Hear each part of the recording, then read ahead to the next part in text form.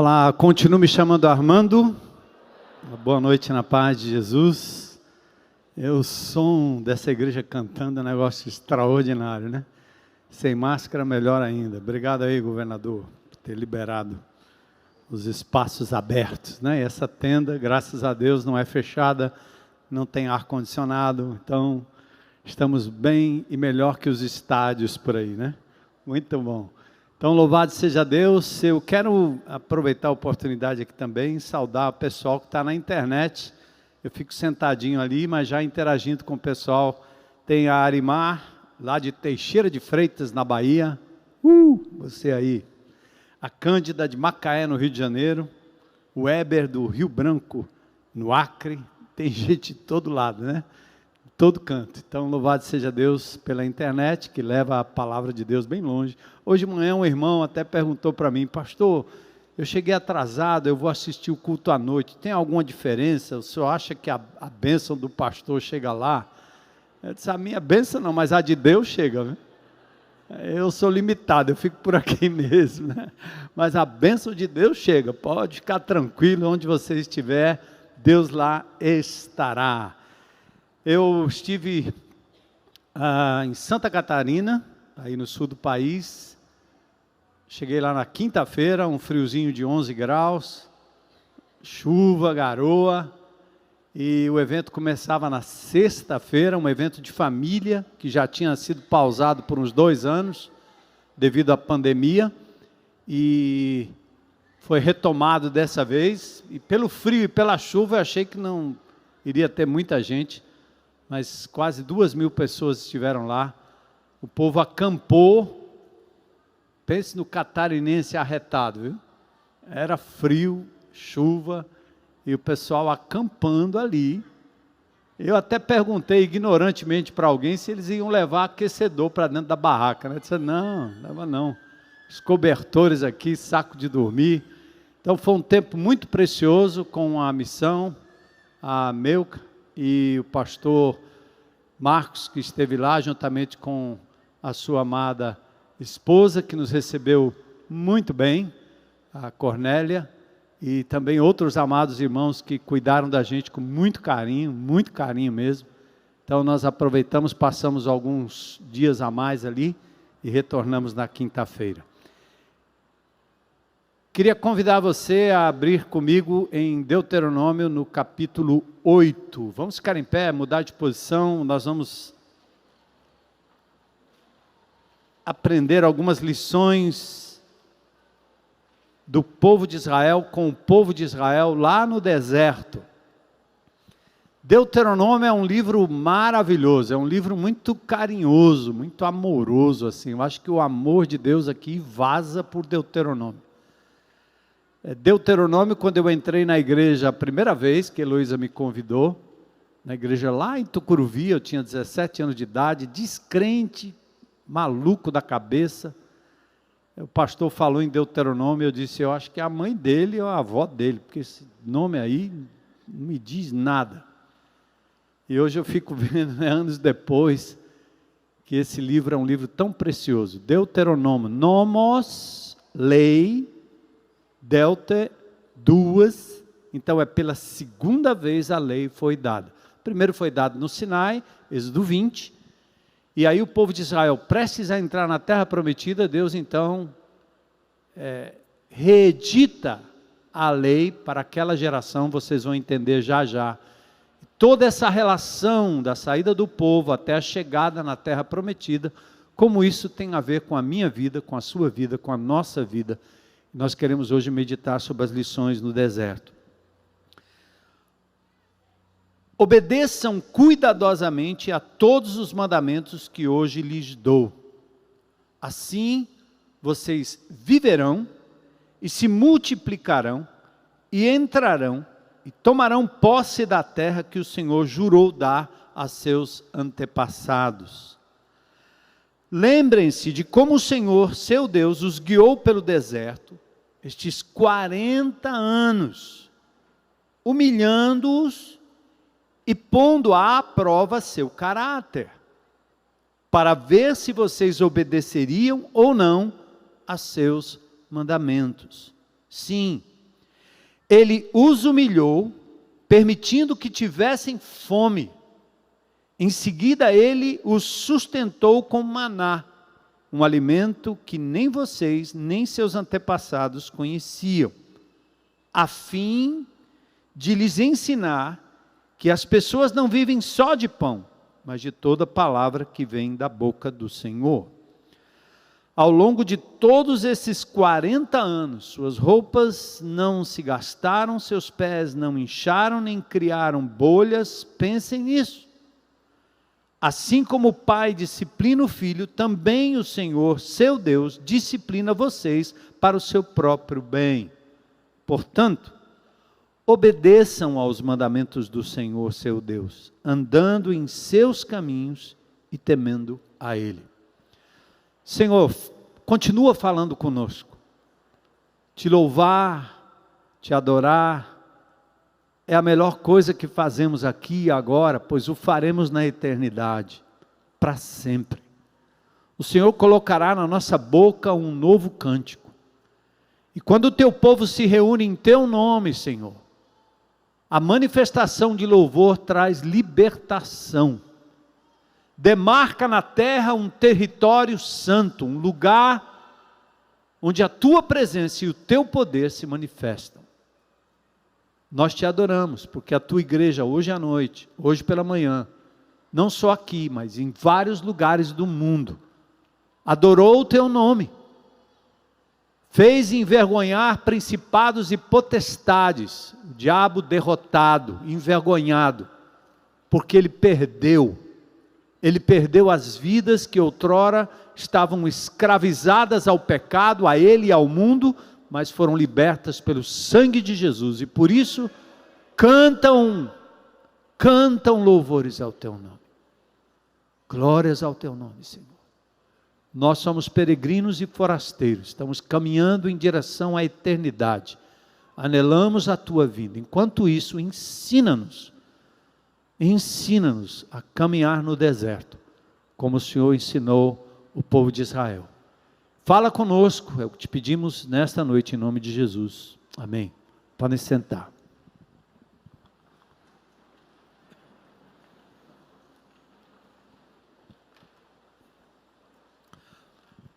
O povo de Israel passou pelo menos 400 anos no Egito, como escravos.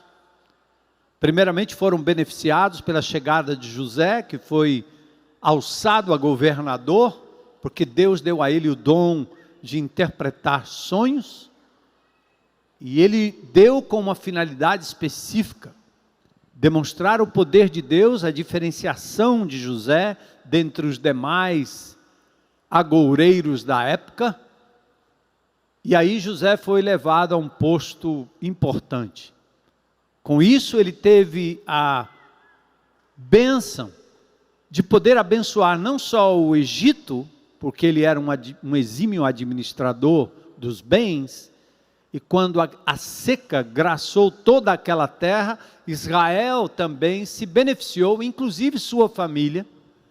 Por isso os judeus se estabeleceram numa região bastante fértil do Egito, providência de Deus. José tinha sido abandonado pelos seus irmãos, eles na verdade intentaram matá-lo, mas Deus transformou aquele intento maligno em bênção, porque José foi então colocado como governador do Egito, e supriu a necessidade dos seus próprios irmãos e da sua família. Ali Israel cresce, é sustentado pelo Senhor, mas depois surge um faraó que não conhecia José, e o massacre sobre o povo de Deus começou. Até que Deus levanta um libertador, Moisés, e Moisés então leva o povo até a beira do hoje canal de Suez, Mar Vermelho, para aquela travessia miraculosa, depois de celebrada a Páscoa em cada casa. A origem da ceia do Senhor é exatamente nesse episódio de Êxodo capítulo 12. Quando Deus, depois de enviar pragas no Egito, vem a praga dos primogênitos, está vaticinada a destruição dos primogênitos, exceto aqueles que, celebrando a Páscoa, pegavam o sangue do cordeiro e colocavam nas ombreiras da porta. E aí o anjo passava por cima e não afetava os primogênitos daquela casa. Por isso, Páscoa tem a ver com passar por cima. A Páscoa, então, é a reunião íntima da família ao redor da mesa, comendo aquele cordeiro sacrificado com um propósito. Então a Páscoa não é de igreja, nem de pastor, nem de diácono, nem de iluminado. A Páscoa é da família. A ceia é da família. 400 anos então, o Senhor agora vai tirar o povo do Egito através de um mediador. Eles estão no hoje canal de Suez. Eles poderiam subir ao norte e nordeste e provavelmente seria um percurso de 150 a 200 quilômetros e eles já estariam na terra prometida. Mas havia ali uma fronteira muito bem armada e aquele povo não era um povo de guerra. Então, certamente seriam dizimados na fronteira. Mas além disso, Deus tem um outro propósito, levar o povo através do deserto, porque Deus tinha um propósito específico para o povo de Israel. Primeiro, o grande milagre, Mar Vermelho aberto, o povo passa, Faraó tenta passar depois, sucumbe no meio do mar. O povo passa e desce para o Sinai, onde hoje tem o mosteiro de Santa Catarina. Eu já tive o privilégio de estar ali, subir o Monte Sinai de madrugada. Muitos degraus, muito íngreme, mas é uma vista maravilhosa e um momento muito precioso.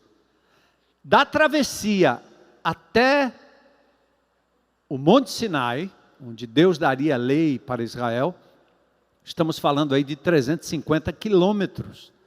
Então vocês imaginam 600 mil pessoas, incluindo aí mulheres, homens, talvez muito mais, um pouco mais do que isso, atravessando o deserto, passando por aquele deserto. Quente durante o dia, frio durante a noite.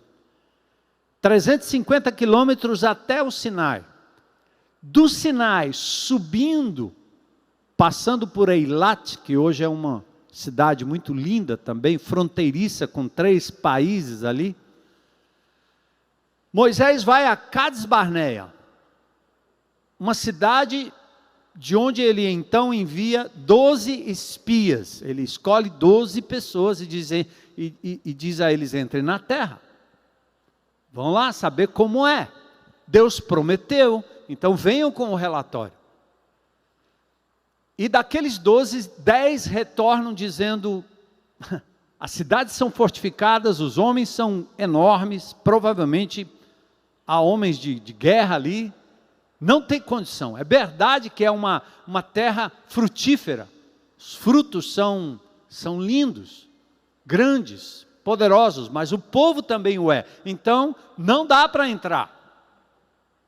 Aí o povo faz aquela história da sessão democrática e a maioria vence. O povo de Israel não entra. Apenas Josué e Caleb têm um relatório positivo dizendo: sim, os muros são altos, o obstáculo é grande, mas o Senhor nos mandou entrar. Então nós vamos acreditar no que nós estamos vendo ou nós vamos acreditar na palavra do Senhor? E aí eles foram derrotados.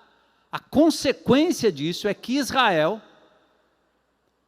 ao invés de uma travessia que demoraria apenas 2 anos, indo pelo Sinai, por baixo e subindo para entrar na terra prometida, eles ficaram ali mais 38 anos. Somando-se aí 40 anos no deserto rodando, porque aquela geração incrédula, que optou por uma maioria incrédula, ela pereceu no deserto, não entrou na terra prometida, não viu a bênção, não usufruiu da promessa, porque não creu. porque olhou para as circunstâncias. Mas os de 0 a 20 anos, naquela época, prosseguiram com Moisés, e eles chegaram até a terra prometida, ali na região montanhosa do deserto, chamado Arabá, perto do mar de Suf, ou mar de Junco, ali pertinho do Mar Morto. E é exatamente nesse lugar que Deus vai dar àquela nova geração uma reedição da lei. Eu reputo isso como uma misericórdia divina, primeiro, que pune os incrédulos, no sentido, você não crê, você não vai ver a bênção de Deus. Se você precisa de dados humanos para acreditar que Deus é Deus, então já era, vai morrer no deserto, vai rodar em círculos. Mas se você acredita na palavra de Deus, na promessa de Deus, qualquer que seja o tamanho do obstáculo, entre. Então Deus deixou aquela geração toda morrer sem ver a bênção e levou aqueles de 0 a 20 anos para entrar. O que significa que Deus é um Deus de recomeços. Deus é um Deus de novas oportunidades. Aquela geração antiga negou, mas Deus continua o seu propósito através do remanescente. E esse remanescente precisava conhecer a lei de novo, porque eles não estiveram lá no Sinai, ou eram crianças e adolescentes, mal compreendiam o que Deus tinha feito ali naquele lugar.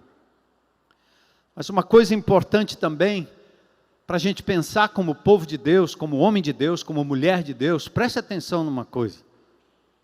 Eu creio em Jesus como meu Senhor e Salvador, mas a vida, viver por fé, como diz em Abacuque, em Romanos 1,17, significa que o exercício de fé, ele tem que ser constante na minha vida e na sua vida, se você quiser aprender a andar com Deus e usufruir daquilo que Deus tem para você. Então, atentem, que naquela multidão, a incredulidade deixou alguns no Egito. Nós temos várias pessoas que se achegam ao Evangelho, gostam da palavra, gostam da igreja, mas pensam que tem que deixar seus pecados, seus vícios, seus erros, e ele diz, não dá para mim não. Eu tenho grandes amigos, que você fala do amor de Jesus e ele diz, eu não vou conseguir largar isso aqui. Fica no Egito, nem atravessa. Mas outros são aqueles que saíram, mas voltaram correndo. Enquanto outros, milhares, foram caminhando com Moisés, mesmo murmurando, mesmo reclamando, eles prosseguiram. Até que, por trocarem a promessa pelo que viram, a maioria dos espias acabaram morrendo no deserto, como eu falei, sem provar a bênção da conquista e o lugar de descanso.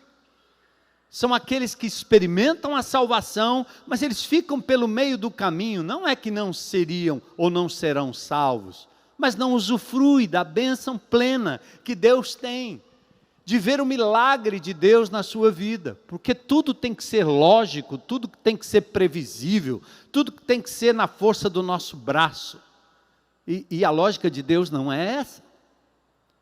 O Evangelho nos convida para um êxodo também, porque fomos escravos do erro, dos vícios, da vaidade, experimentamos no sangue de Jesus o livramento da morte eterna, e como diz Paulo em 1 Coríntios 5,7, vocês são uma nova massa.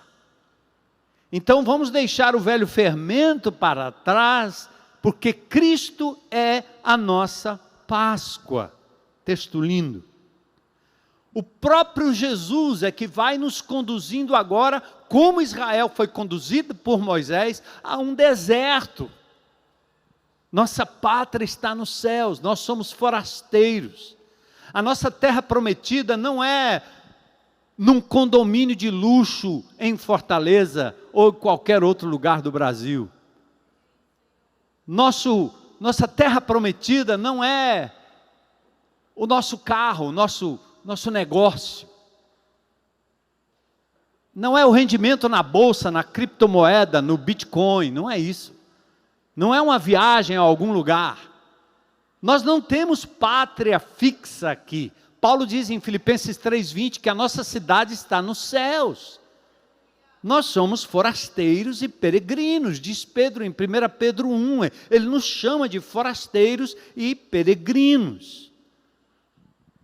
Aliás, por que Deus tem que depurar a igreja dele de vez em quando? Por que ele tem que fazer uma varredura e limpar a igreja dele? Porque ele tem que prezar pelo remanescente. Porque só o remanescente tem poder para lutar contra o pecado, contra o diabo e contra o mundo. Uma igreja prostituída, cheia de pessoas que estão atrás de benesses pessoais, essa igreja não subsiste. Ela vira chacota na boca de político. Ela vira chacota na boca de empresário, ela vira chacota na boca de gente que pensa. Porque a igreja de Jesus é diferente. Ela não tem pátria local. Tudo que ela tem pertence ao Senhor.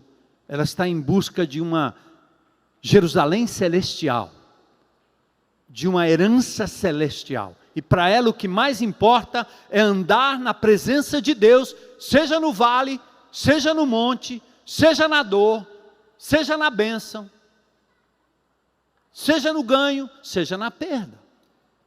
Por isso Paulo diz em 1 Coríntios 15:19, se a nossa esperança em Cristo se limita só a essa vida, nós somos os mais miseráveis de todos os homens. Por quê?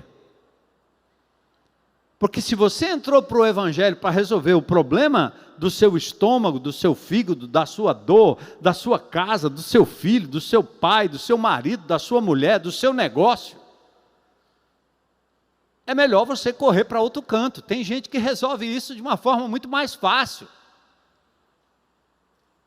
Eu espero que você tenha vindo ao Evangelho porque você reconhece que é pecador perdido, cujo rumo era o inferno, mas Cristo Jesus morreu na cruz para te resgatar deste inferno eterno, e ao se entregar a Ele, agora você pode dizer, eu sou de Jesus, e nada me faltará. Você tem consciência de que és um peregrino? Sabia que você e eu estamos passando por um deserto? Alguns aí estão dizendo, pastor, é mesmo, eu estou passando. Quem está passando por um deserto aí? Não precisa levantar a mão não. Todo mundo, né? Mas olha aí para o seu parceiro aí do lado e diz assim, eu sou peregrino. Sou um forasteiro. Eu não sou daqui. Eu não sou daqui. Aliás, tem um hino antigo que eu cantei hoje de manhã, mas só o pessoal da Arca de Noé que conhece. Sou forasteiro aqui, em terra estranha estou, do reino lá do céu, embaixador eu sou. Meu Rei e Salvador vos manda em seu amor as boas novas de perdão. A outra estrofe, que linda, ó. No meu eterno lar não há perturbação, eterno gozo e paz os salvos fruirão, e quem obedecer a Cristo vai viver no reino eterno do meu Rei. Sou forasteiro aqui. Quem se lembra dessa aí? O pessoal da Arca de Noé aí. Pouca gente. Tem os filhos de Noé, os netos de Noé, não é não? Harpa cristã e cantor cristão, não é não? Sou forasteiro aqui, glória a Deus, saudades. Então vamos voltar a Israel, né? A misericórdia divina permitiu uma geração remanescente, permitiu que ela sobrevivesse e tomasse posse da terra. Expliquei isso para vocês já. E talvez isso nos leva a refletir em qual estágio nós estamos. No Egito, saindo mais pronto para voltar, andando, caminhando, murmurando, reclamando, inclusive da liderança. Porque seguir liderança, gente, não é concordar com a liderança, mas é confiar na integridade da liderança. Eu não seguiria meu pastor Renato durante tantos anos como eu segui se eu não confiasse na integridade daquele homem. Eu faria coisas diferentes dele, em muitas coisas. E eu dei muito trabalho para o meu pastor. Mas eu confiava que aquele homem era um homem de Deus. Quando eu ia na casa dele, eu encontrava ele de joelhos orando. E de vez em quando ele repartia um ovo frito comigo. Era um homem íntegro. Então, no tempo de Deus, Deus daria na minha vida a oportunidade de tomar decisões que naquela época as decisões ele tinha que tomar. E a mim competia me submeter.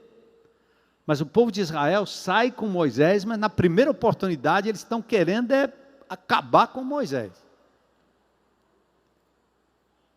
Primeira oportunidade que tiveram, constrói logo um bezerro de ouro. Se esse maluco desse Moisés fica aí no monte na presença de Deus, está pensando o quê? Então, nós somos peregrinos nesse deserto. Aliás, nós começamos o ano como sobreviventes. Fizemos novos projetos, resoluções, mas alguns escolheram ficar para trás e outros prosseguem cambaleando. Eu quero dizer para você que há uma oportunidade por escolha de você ser alguém que faz parte do remanescente da Igreja de Jesus. Ao longo de toda a história, homens e mulheres obedeceram ao Senhor, atravessaram o deserto e o Evangelho chegou até nós. Agora é a nossa vez. Agora é com a gente. Para os judeus, o deserto foi uma ferramenta de aperfeiçoamento, que os preparou para novas conquistas e, acima de tudo, uma melhor percepção da presença de Deus. A gente não percebe Deus quando a nossa agenda está cheia, nosso coração está cheio, nossa mente está cheio, quando nossas preocupações são família, dinheiro, futuro, estudo, trabalho e etc. Invariavelmente a gente não percebe a presença de Deus e o agir de Deus. Aí ele nos leva para o deserto. O que é o deserto? É um lugar diferente.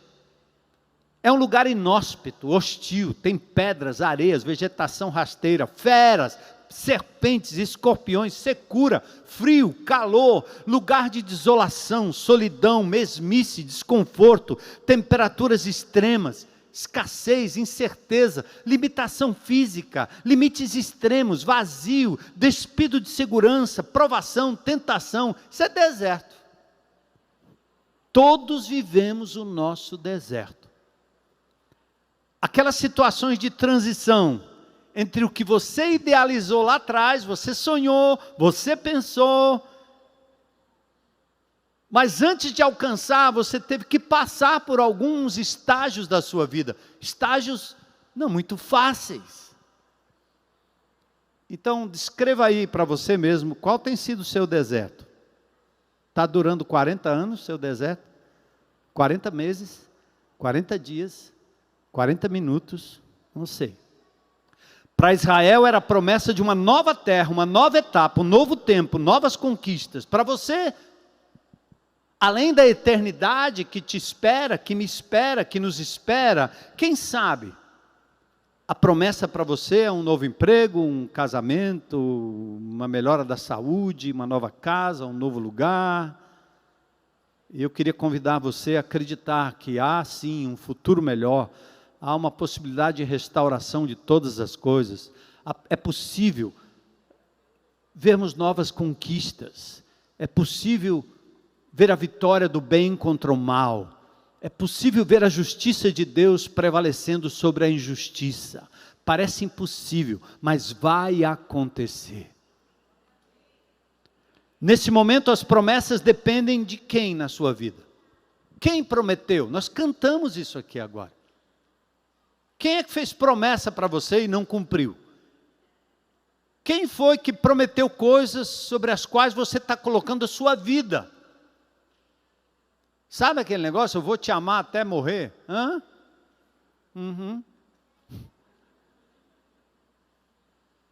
Você acredita, você confia, você entrega toda a sua vida, todo o seu coração, para experimentar o quê?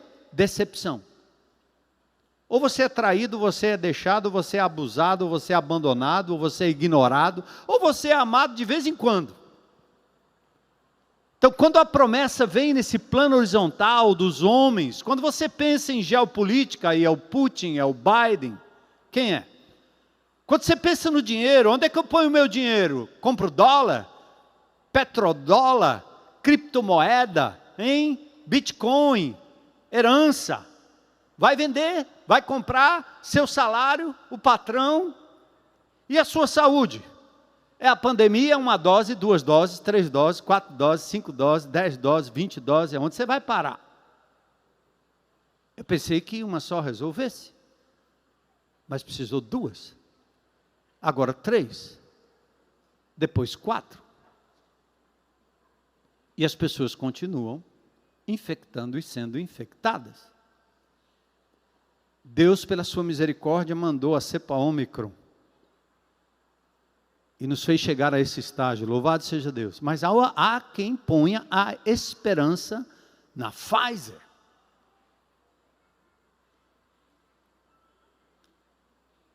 Cuidado, gente. Então, o texto traz um desafio para todos nós. Estamos passando pelo deserto. Estamos perdendo pessoas. Estamos sofrendo, doendo, adoecendo. Estamos passando pelo deserto. Então o texto traz esse desafio para você que chegou até aqui. Glória a Deus. Eu me sinto assim. Depois de pegar a Covid 2 vezes, 5 dias deitado, comendo e dormindo, comendo e dormindo. No 6º dia eu disse, rapaz, eu vou sair andando aqui, correndo, na beira-mar. Eu desci e saí correndo, meu fôlego não dava. Nunca na minha vida eu valorizei tanto uma respirada. No outro dia eu disse, agora eu vou passo a passo, eu vou vencer isso aqui, passo a passo, em nome de Jesus, passo a passo. Então andava 100 metros, corria 50, andava 200, corria 100 metros. Aí no 2º, 3º dia eu já estava vendo a vitória. Mas não foi fácil, eu sou um sobrevivente. Nós somos sobreviventes, amém? Ei, você é um sobrevivente, amém? Mas o mais lindo da sobrevivência é que você foi trazido aqui agora pelos braços do Senhor. Não foi a tua força, não foi a vacina, não foi a ivermectina, não foi, não. Foi o Senhor que te trouxe até aqui. No deserto, quem nos carrega no colo é o Senhor. Por isso é tão importante perceber a sua presença em todo o tempo, em todas as circunstâncias.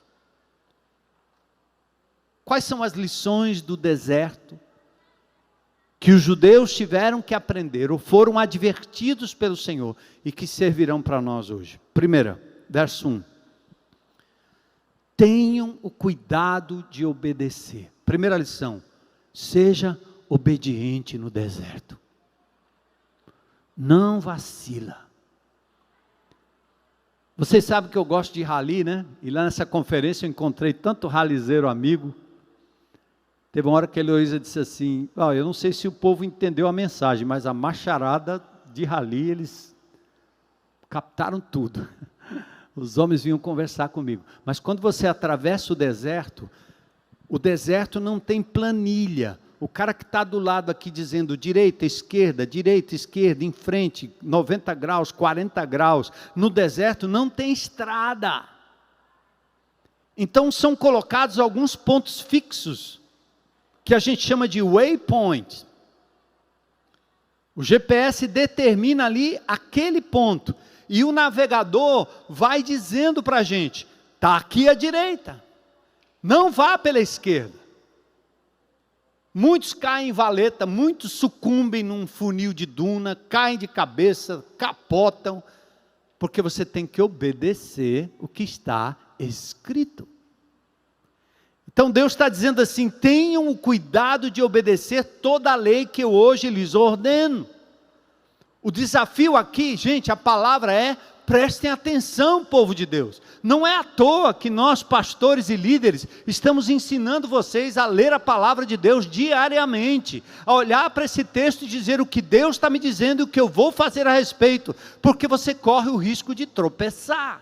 Você está ouvindo o G1. Você está ouvindo a Globo, a Band, o SBT, a Record.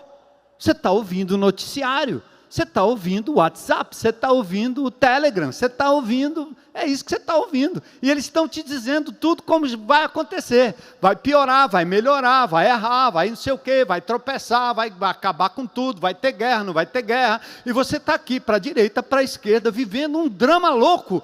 E Deus está dos céus falando com você, e pessoalmente falando com você pela palavra, mas você não dá atenção. E o que Deus está dizendo é: isso pode dar errado. Então atenta, dê atenção ao que Deus tem a dizer. Você pode ouvir as outras pessoas, você pode ouvir o noticiário, mas quando você tem a palavra de Deus na sua vida pessoal, você tem filtro para saber se é fake news ou não. E não as agências de fact check. Quem é que determina se é errado, ou se é mentira, ou se é verdade? Quem? A ciência, feita por meia dúzia de políticos, meia dúzia de indivíduos que entram num gabinete que não tem opinião sobre absolutamente nada, cujas ordens vêm de fora, e os caras usando o nome da ciência. Você está ouvindo quem? Então é preciso que você conheça a palavra de Deus, obedeça a palavra de Deus. Como é que você vai obedecer se você não conhece? Você tem meditado na lei do Senhor de dia e de noite? Você tem tido cuidado de não andar nem para a direita, nem para a esquerda? Você está enchendo o seu HD de palavra de Deus, para você saber discernir o que é do diabo, o que é de Deus ou não? Então o desafio aqui é: atentem. E o sentido é coletivo, presta atenção. Ele não está falando aqui para o indivíduo, ele está falando para todos. Por isso nós não podemos ter programação aqui que não tenha palavra de Deus. Nós temos uma fundação, fazemos boas obras aí para tudo quanto é canto, glória a Deus, mas a boa obra é uma ponte para o coração daquele que precisa da palavra de Deus. O que leva o indivíduo do inferno para o céu não é uma cesta básica. Meu pai, espírita há muitos anos, eu frequentei centro espírita durante muitos anos, ninguém faz mais boa obra do que os espíritas.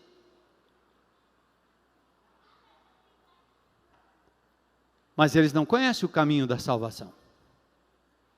Porque o caminho da salvação é a palavra de Deus, Cristo e sua palavra. Então obedeçam.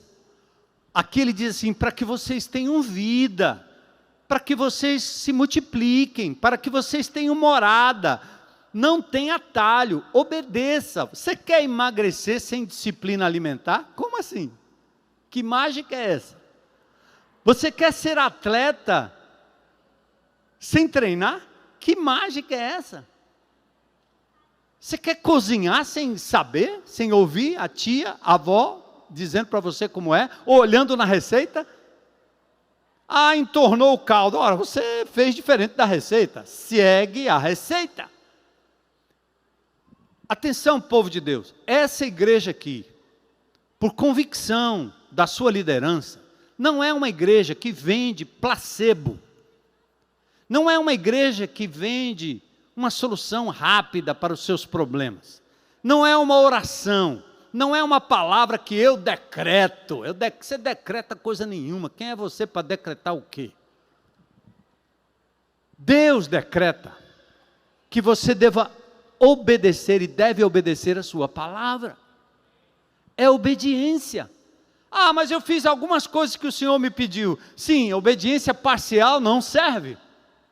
Se Ele mandou entrar à direita, não é na diagonal, é à direita 90 graus. 90 graus não é 45 graus. Você vai dar com a cara no muro. Então a primeira coisa aqui é obediência, porque Deus quer dar a você graça, bênção, mas o meio para se obter a bênção é obediência. Olha Êxodo 22, eu sou o Senhor teu Deus que te tirei da terra do Egito, graça, da casa da servidão, não terás outros deuses diante de mim. Ele está dizendo, obedeça, não coloca no trono do seu coração, da sua mente, gente, pessoa, coisa, porque vai dar errado. Eu estou te dando aqui 10 mandamentos, não matarás, não roubarás, né? E aí, não adulterarás. Se você diz assim, isso aqui, rapaz, é muito difícil, é muito difícil, é muito difícil. Por que é muito difícil? Porque no trono do seu coração está o seu próprio prazer e está a mulher que você está cobiçando. Não é o Senhor que está lá. Porque se fosse o Senhor que estivesse no trono, obviamente a sua opção seria outra. Não roubarás. Ninguém está vendo. É claro, você tirou Deus do seu trono, do trono do seu coração e da sua mente. Então você vai fazer achando que Deus não está vendo também. Então, disciplina, obediência. Vocês sabiam que Jesus Cristo, em Filipenses 2:8, diz que a si mesmo Ele se humilhou, tornou-se semelhança de homens e foi obediente até a morte e morte de cruz? O próprio Jesus teve que obedecer. Por quê? Ele não tinha pecado, portanto não merecia a morte. Todos nós pecamos e por isso merecemos a morte. O Pai o envia, Deus se faz gente em forma humana, andando aqui, e de repente Ele está indo à cruz do Calvário para morrer pelo pecado de quem? Dele? Não. Então chega uma hora que ele diz assim, se possível, passa de mim esse cálice sem que eu beba. O que ele está dizendo? Se possível, Pai, me livra dessa coisa de ter que pagar pelo erro do outro. Mas aí ele diz o quê? Porém seja feita a tua vontade, não a minha vontade. Então naquele momento ele se rende em obediência a um plano perfeito do Pai. E ele se entrega na cruz e ao terceiro dia o Pai o faz ressurgir dentre os mortos. E o coloca como um nome acima de todo nome, porque ele obedeceu. Amém? Obedeça, meu irmão. Aqui o negócio é disciplina mesmo, aqui é CR. Sai da negação, macho. Entenda que você não tem condição de resolver seus próprios problemas. Acredite que existe um poder superior capaz de fazer isso. Faça seu inventário moral e vá lá, vamos resolver. É passo a passo, que não tem mágica. Eu já fiz aqui nessa igreja um culto de oração, que eu disse assim, pastor, quando é que tem culto de libertação aqui? Os irmãos que vêm de outra igreja me perguntaram, agora ninguém me pergunta mais, né? Mas me perguntavam, quando é que tem culto de libertação aqui? Eu olho bem para a cara do indivíduo, eu disse, eu quero saber quando é que não tem culto de libertação aqui. Porque toda vez que nós nos reunimos em nome de Jesus, o Senhor nos liberta. O que você está querendo? Aí um dia me apurrinharam tanto que eu disse, olha, vamos fazer o seguinte, tragam os coxos e os aleijados, que nós vamos fazer um culto de oração do poder, e diga que é o culto do pastor Armando Bispo, que vai pregar aqui. Igual eu pedi para vocês chamarem as mulheres que gostam de Maria, e dizer que o bispo ia pregar sobre Maria, modelo de mulher. Aliás, eu falei isso lá embaixo, me pediram, foi a mensagem, né? Então, teve um culto maravilhoso, culto quarta-feira, pronto, lotou, todo mundo lá. Aí eu estava lá na frente, peguei o microfone, todo mundo que tiver problema aqui, pode vir para frente. Quem tem problema aí? Quer ver uma profecia bem legal? Assim, Deus está me falando que tem gente com problema de coluna aqui.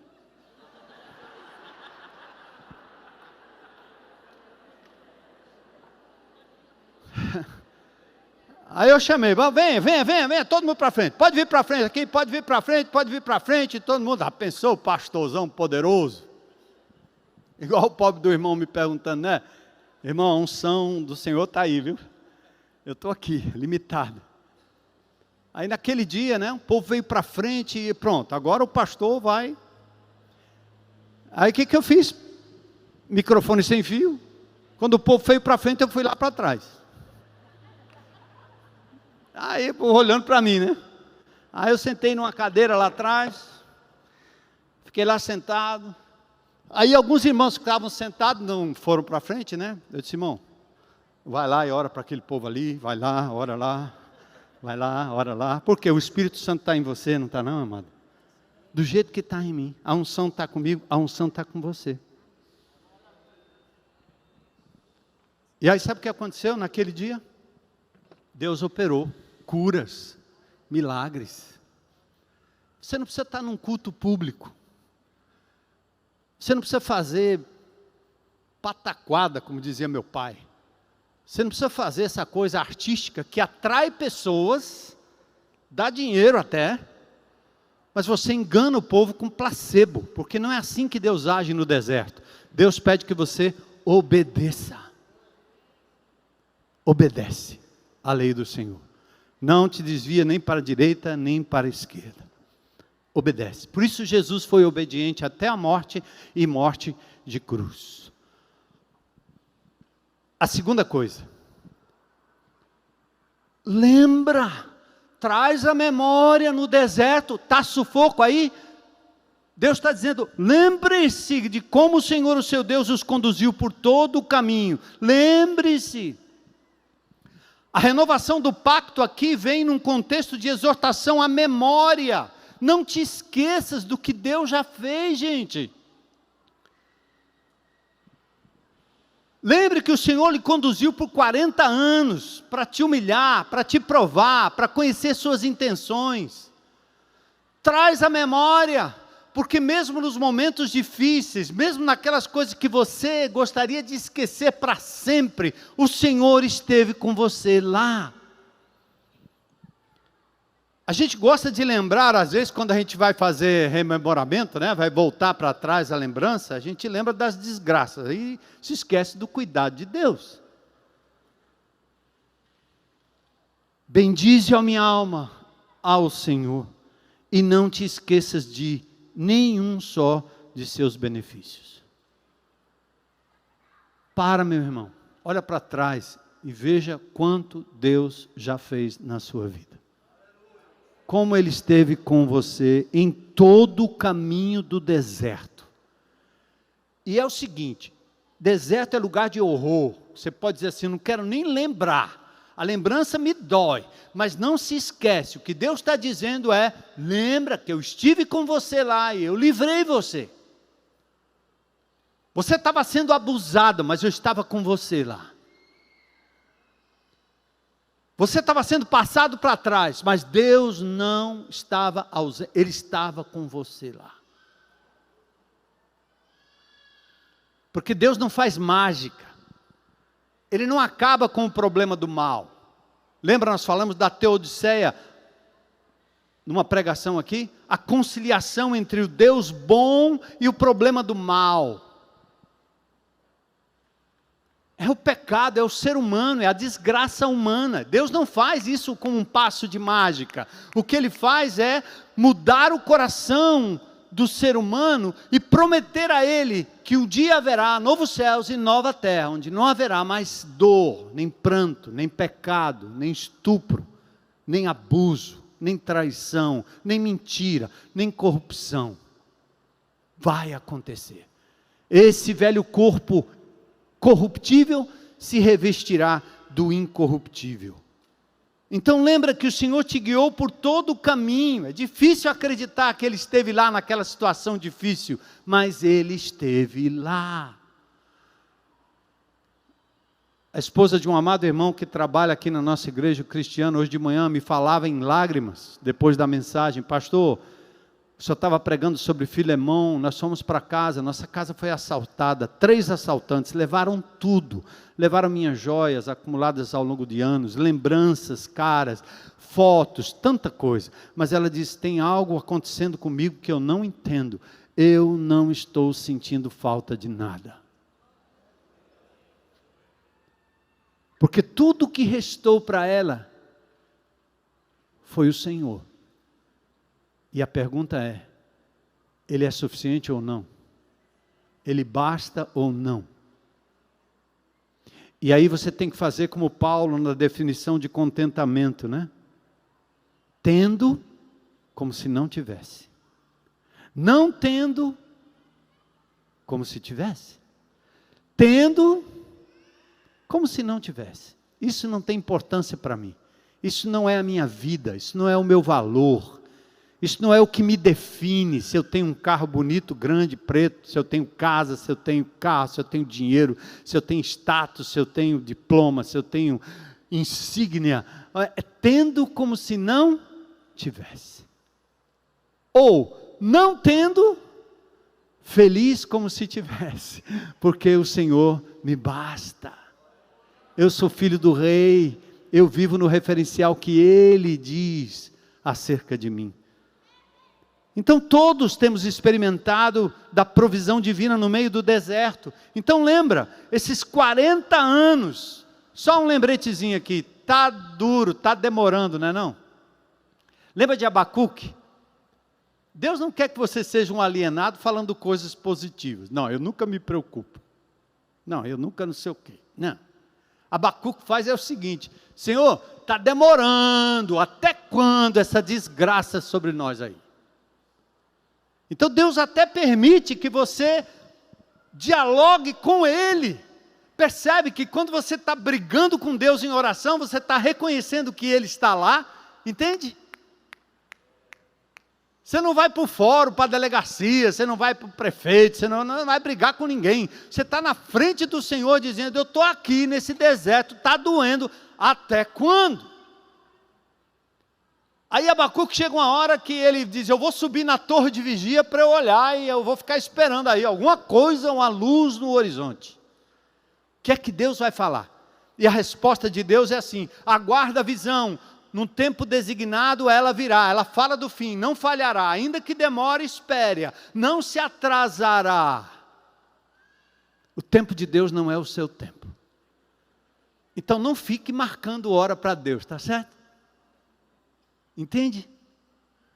Uma mãezinha desesperada aqui dizendo, olha minha filha criada no Evangelho agora se envolve com uma coisa ilícita, eu estou desesperado, estou chorando aqui, ai, ai, ai, ai, ai, ai, ai. Eu disse, agora é tempo de amar, ame, chegue junto, não tente frear a carruagem, corra do lado, abraça, ama, porque é o tempo de Deus. Essa menina, esse menino, essa pessoa conhece a palavra de Deus, a semente está lá, e um dia vai brotar, o Senhor é que vai cuidar, não no seu tempo, mas no tempo de Deus. Enquanto isso, espera no Senhor e ama, porque a palavra diz que você deve obedecer, amando o desgraçado pecador que está dentro da sua casa. A gente vem para a igreja e diz, não, o pessoal, os bandidos, o pessoal do tráfico, a turma não sei da onde, os pobrezinhos, a gente ama todo mundo, né? Aí daqui a pouco Deus mexe e bota um desgraçado pecador bem na frente da sua casa, dentro da sua casa, que nasceu do teu ventre, e você diz, eu não acredito que Deus fez isso comigo. Que evangelho é esse? É para ter misericórdia com o de fora e não com o de dentro? Mamãe, papai, calma, Deus está no controle.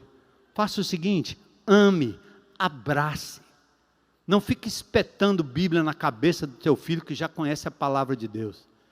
Ele está com 250 tatuagens, com 40 mil piercing, bote um.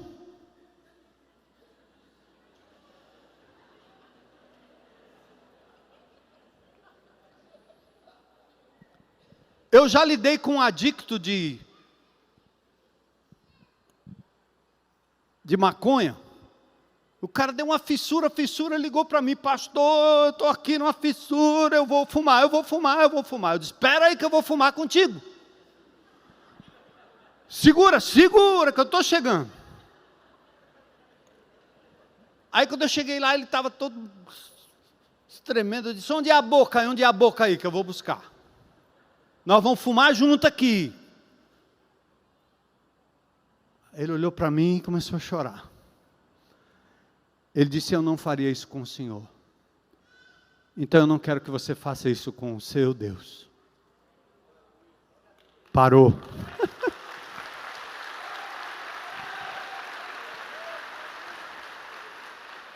Daqui a pouco nas redes sociais a pergunta que não quer calar, o pastor fumaria ou não fumaria? Vai para lá. Isso não iria me fazer nem mais crente, nem menos crente. Mas se fosse uma demonstração de amor, eu faria qualquer coisa para amar. Demonstrar amor. E depois Deus ia resolver comigo. Para humilhar e para provar, foi que o Senhor deixou o povo lá no deserto. Obediência, lembrança, para curar o povo no deserto. Será que esse povo precisava de cura? Claro, como curá-lo se não através da provação? É aquela pedra da areia bruta que tem que ser colocada na fornalha para virar um cristal. Eu aprendi isso agora lá em Blumenau. Uma bola de fogo, uma areia que derrete, se torna um cristal maravilhoso. Porque foi posta no fogo. Assim Deus está fazendo comigo, Deus está fazendo com você, meu irmão. Está doendo? Eu sei. Deus tem um plano e um propósito. E por último, para a gente terminar, a terceira coisa, a primeira, obediência. A outra, memória. Lembra de como Deus te livrou, como Deus trouxe você até aqui, como Deus cuidou de você. Traga à memória aquilo que lhe pode trazer esperança. Deus esteve lá com você. E terceira e última, a provisão, verso 3. Ele te humilhou e deixou você passar fome. Ele mexeu no seu estômago. As coisas que Deus faz não dá para entender. E não precisa culpar o diabo não. Porque se o diabo está agindo na minha vida e na sua vida, eu só posso dizer que tem algo errado se for pecado e eu estou dando brecha para o diabo. Mas alguma aflição que venha sobre a minha vida, eu querer culpar o diabo, ele é um cachorro na coleira de Deus. Ele só vai aonde Deus permite. Amém? E eu pertenço a ele, você pertence a ele. Então Deus disse, eu vou provar vocês, e eu deixei vocês passarem fome, só para saber o que estava no coração de vocês. É Deus nos provando. Ele nos humilhou, tirou da posição de controle. Você tinha tudo, sabia tudo, agora você não tem nada e não sabe nada. O menininho bonitinho que te obedecia, que vinha para a igreja, que ia para o Geração Futuro, que sentava do teu lado, que obedecia tudo, fazia cultinho, fazia oração, 17 anos, agora ele olha para você, eu não creio nisso aí mais. Você perdeu o controle. Que achou que tinha. Ame. Ele deixou você passar fome. Mas aqui diz, ele também sustentou. Sabe por quê? Ele não vai dar nada além daquilo que você possa suportar. Aí ele dá o maná. Deus é fiel, 1 Coríntios 10, 13. Não permitirá que sejais tentado além das vossas forças. Juntamente com a tentação, com a provação, ele proverá livramento, de forma que você possa suportar. Aí ele deu o maná. Quando o maná começa a cair, o camarada quer logo fazer uma provisão. Ele quer logo dizer, opa, vou guardar aqui para uma semana, vou acumular maná, vou vender maná por aqui. E Deus está dizendo, só presta para um dia, no outro dia apodrece. Então era cada dia. Você comeu hoje? Você bebeu água?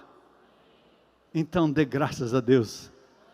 Deus da provisão me deu o maná hoje. Amanhã eu não sei. Mas eu vou louvar o nome dele e esperar na provisão dele. Amém? Para que Deus fez isso? Para mostrar que nem só de pão o homem viverá, mas de toda a palavra que vem da boca do Senhor. Não comprometa a sua fé por pão, por política, por negócio, por paixão. Não. Tudo isso era coisa do Egito. Tudo era coisa do Egito. A reação do povo judeu se parece muito com a nossa. O bem, a bênção, o milagre, a suficiência está sempre ligado ao ter. Se eu tenho, se ganho, se conquisto, se possuo, se compro, então Deus está comigo. Se eu perco, se dependo, se falta, se não consigo, se tenho que me humilhar, então Deus não está comigo. Que isso, gente? Deus está com você todo o tempo.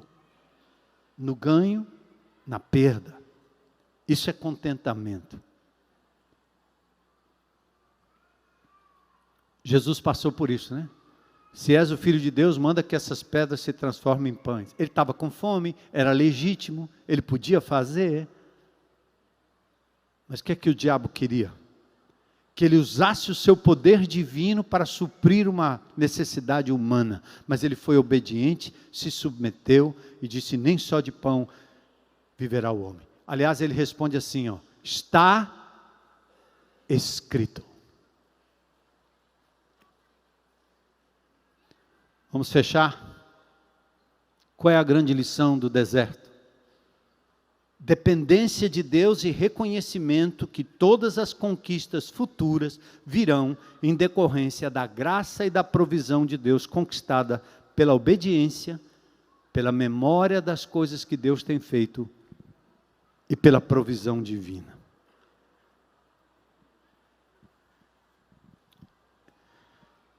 Eu não sei se tem alguém aqui ou na internet que ainda está no Egito, escravo dos seus próprios vícios. E por isso não consegue perceber a grandeza de Deus, o milagre de Deus e o poder de Deus. Não experimentam. Mas você pode ser liberto pelo sangue de Jesus hoje. Você pode entregar sua vida a Jesus e dizer: eu não aguento mais. Não espere se livrar dos vícios e das loucuras para vir a Jesus. Venha como você está. O que ele está dizendo é: atravessa. Mas é o mar, eu estou dizendo: pisa, vai. Ele fez isso no Jordão. Ele só abriu o mar quando os pés molharam. Sensação horrível, né? Eu vou afundar. Upa! Porque ele quer que você dê um passo de obediência, de fé. Eu quero convidar qualquer pessoa aqui agora na internet, que hoje à noite queira dizer: eu quero entregar a minha vida a Jesus. Quero ser liberto das minhas loucuras, das minhas inseguranças, dos meus traumas, do meu passado, que eu me recuso até a pensar, trazer à memória. Eu quero ser liberto dos meus pecados, da minha dívida com Deus. Eu quero salvação em Cristo Jesus. Tem alguém aqui? Se tiver, levanta sua mão aí bem alto. Glória a Deus. Glória a Deus, glória a Deus. Glória a Deus. Aleluia, glória a Deus, glória a Deus. A libertação no nome de Jesus. Como diz o Kleber Lucas: eu atravessei o rio e o que passou, passou, né? Nossos pecados ficaram para trás. Glória a Deus, aleluia. E você, meu irmão, experimentou o milagre de Deus, a salvação de Cristo Jesus, está patinando, querendo voltar para o Egito? Vai rodar no deserto, morrer sem ver a glória e a graça de Deus na sua vida? Se você quer entregar a sua vida a Jesus, saia do seu lugar, vem aqui na frente, as pessoas vão orar com você aqui. E você que é crente em Jesus, saia daqui hoje à noite dizendo: Senhor, eu quero fazer parte do remanescente. Eu quero agir como um forasteiro, tendo como se não tivesse. Eu quero ser um embaixador teu aqui na terra. Eu quero andar contigo, ver a tua graça na minha vida, mesmo nos momentos difíceis. Eu quero obedecer. Eu quero trazer à minha memória aquilo que me dá esperança.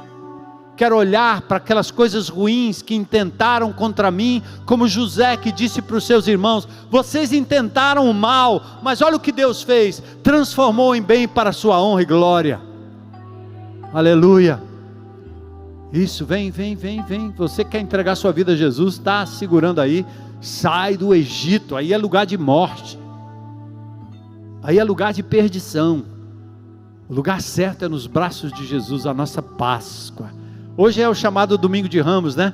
Pede Jesus para entrar na sua vida, na sua casa.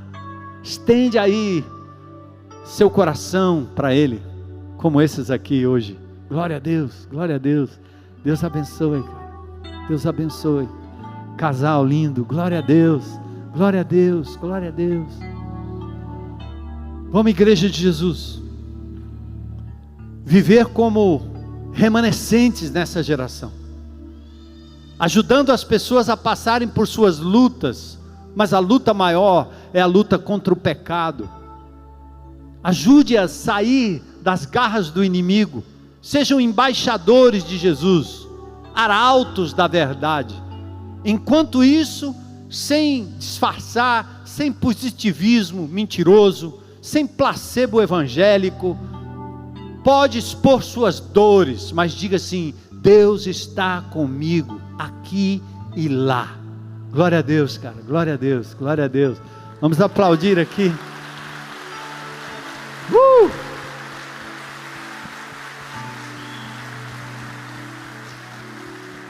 Deus esteve com você lá, Deus estará com você acolá, porque Deus está aqui, e tudo que Ele promete para você, Ele é suficiente, amém? Abra mão de tudo, irmão, e vamos caminhar como igreja de Jesus, crescendo, e sendo esses embaixadores até que Ele venha. Vem Jesus, vem Jesus. Senhor, obrigado por essa noite maravilhosa, obrigado por essas vidas, Senhor. Te louvamos, porque hoje à noite o Teu Espírito Santo batizou cada uma dessas vidas, na graça, no poder e no sangue de Jesus. Foram batizados com Teu Espírito, foram adotados na família de Deus, são participantes dessa nova esperança, são peregrinos, forasteiros como todos nós, casa de Deus, povo escolhido. Glórias ao Teu nome, Senhor. Enquanto aguardamos a Tua vinda, santifica o Teu povo, abençoa o Teu povo, Senhor. Nós Te adoramos por essa noite, por esse dia maravilhoso, em nome de Jesus, em nome de quem oramos e agradecemos, amém.